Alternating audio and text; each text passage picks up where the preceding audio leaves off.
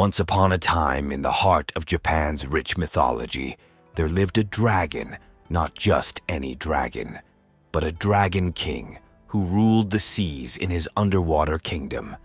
With his enormous size, a snake-like body, fish-like scales, and horns that resemble that of a deer, he is said to be the most powerful dragon in all Japan. This powerful being was none other than Ryujin, the magnificent god of the sea and master of serpents.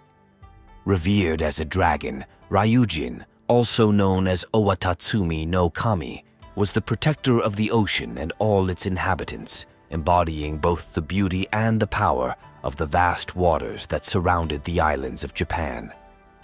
Ryujin resided in an ethereal underwater palace called Ryugu-jo, adorned with coral and treasures of the sea. His realm was a wondrous place, filled with shimmering fish and mythical creatures that danced in harmony with the currents. Ryujin had the ability to control the tides, summoning storms and calm waters at will, making him a figure both feared and respected by fishermen and sailors alike. Despite his formidable power, Ryujin was not merely a force of destruction. He had a compassionate side, often aiding those who honored him. Sailors who prayed for safe passage would find favor in his eyes, while those who disrespected the ocean faced his wrath. Legend tells of a brave fisherman named Huri, also known as Hohodemi, the youngest son of Ningi, grandson of the sun goddess Amaterasu, who one day borrowed the magic fish hook from his brother Hoderi. The hook allowed the user to catch a vast number of fish without any effort at all. Inexplicably, though, when Huri tried it, the hook would not get a single bite, and to make matters worse, the hapless fisherman dropped it so that it sank to the depths of the sea. Disappointed to find out what had happened to his prized possession, Hoderi refused his brother's offer of a new batch of 500 hooks made from his broken sword. Sitting on the beach in tears, Huri was approached by a kami who, on discovering his anguish, told him to visit Watatsumi, also known as Ryujin, who would surely be able to find and return the hook if asked nicely enough. Accordingly, Huri built himself a small boat, and after a long voyage finally arrived at the sea, God's palace. There he was greeted by Watatsumi's daughter Toyotama Hime, and awestruck by the princess's beauty, promptly forgot why he had sailed there in the first place. Huri and Toyotama Hime married with the blessing of Watatsumi, who gave them so many gifts it took 100 tables to display them. Their union brought joy, but also challenges as it tested the boundaries between the mortal and divine worlds. Their love story symbolizes the connection between humanity and nature, illustrating the importance of respect and reverence for the sea. However, in their blissful youth, they rather lost track of time, so that several years passed before Huri remembered that his brother was still waiting for the fishhook. When he told Watatsumi, the god gathered all the fish in the sea and discovered the hook in the mouth of a sea bream, or dorado. The sea god cursed the hook and then gave the departing Huri 2 jewels with which he could control the waters that would irrigate his rice fields. Back home, after a helpful shark had given him a lift, the magic jewels ensured that while ruin befell his brother, Huri became very prosperous and lived for 500 years. Ryujin's influence extended beyond mere fishermen. In times of crisis, when storms threatened the shores, villagers would gather to offer prayers and rituals, seeking Ryujin's protection. In return, he would calm the tempest, reminding them of the delicate balance between nature and humanity. In another myth, Ryujin gave a bell, albeit having previously stolen it, to the hero Tawara Toda in gratitude for him saving his palace from a fearsome centipede whose body was so long it covered an entire mountain. The Omukade, a formidable giant centipede yokai from Japanese folklore, is often depicted as a fearsome creature known for its immense size and vibrant, multicolored body. Traditionally, it is said to dwell in mountainous regions and dark forests, embodying the natural world's mysterious and untamed aspects. Omukade is characterized by its ability to instill terror in those who encounter it, often representing the dangers lurking within the wilderness. Folklore attributes various supernatural powers to the Omukade, including the ability to cause misfortune or illness. Its long, segmented body is typically illustrated with a series of sharp legs and menacing pincers, emphasizing its predatory nature. In cultural depictions, the Omukade serves as a reminder of nature's power and the respect it demands.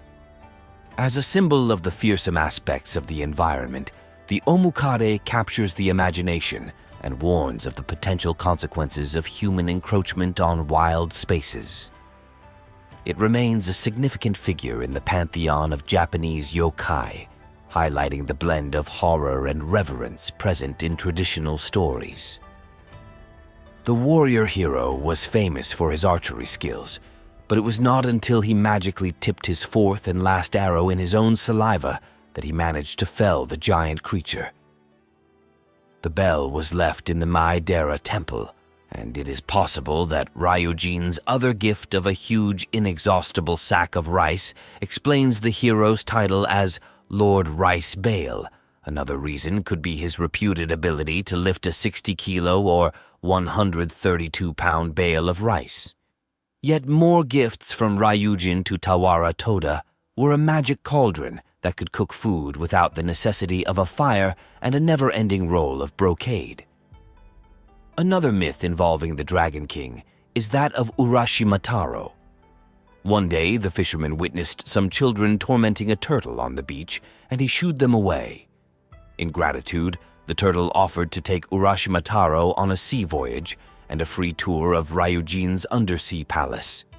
On arrival, the fisherman was given a feast by the Dragon King's daughter, and when he finally left, a parting gift of a jewelry box. When Urashimataro made it home, he saw that the village had changed since he had left. He could not find his own house or his family either. Then he met one old lady who only just remembered being told as a child of the mysterious disappearance of one of the fishermen of the village. On top of that, when he opened his jewelry box, a mist came forth that instantly changed him into a very old man with a long white beard. At the bottom of the box was a single feather, and when Urashimataro took hold of it, he was transformed into a crane, the symbol of happiness, which then flew off in the direction of the faraway palace of Ryujin. Ryujin is often associated with serpentine dragons, a common motif in East Asian cultures, representing both the destructive and life-giving forces of water. However, Ryujin was not just a god of mythological past. His spirit continues to influence modern Japanese culture. Festivals like the Ryujin Matsuri celebrate his legacy, where people pray for protection from the dangers of the sea and for bountiful harvests from the ocean.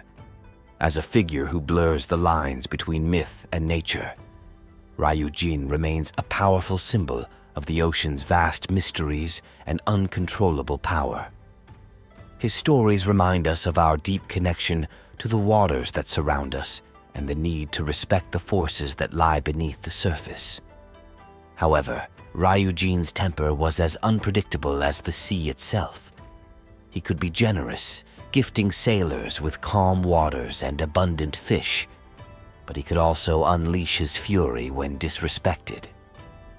Tales of sunken ships, lost cities, and terrifying sea monsters are whispered as reminders of his wrath. Ryujin's legend continues to live on, not only in the ancient texts, but also in the hearts of those who respect and fear the ocean. Fishermen still pray to him for safe passage, and his tale is a reminder of the ocean's vast, untamable power and the delicate balance that holds nature together. In the depths of the sea, Ryujin slumbers, ever watchful, waiting to rise again when the world needs his ancient wisdom and formidable power. He is not just a god of the past. He is the eternal force that governs the tides, a guardian of life, and a reminder that the ocean, in all its beauty and terror, is both a provider and a destroyer.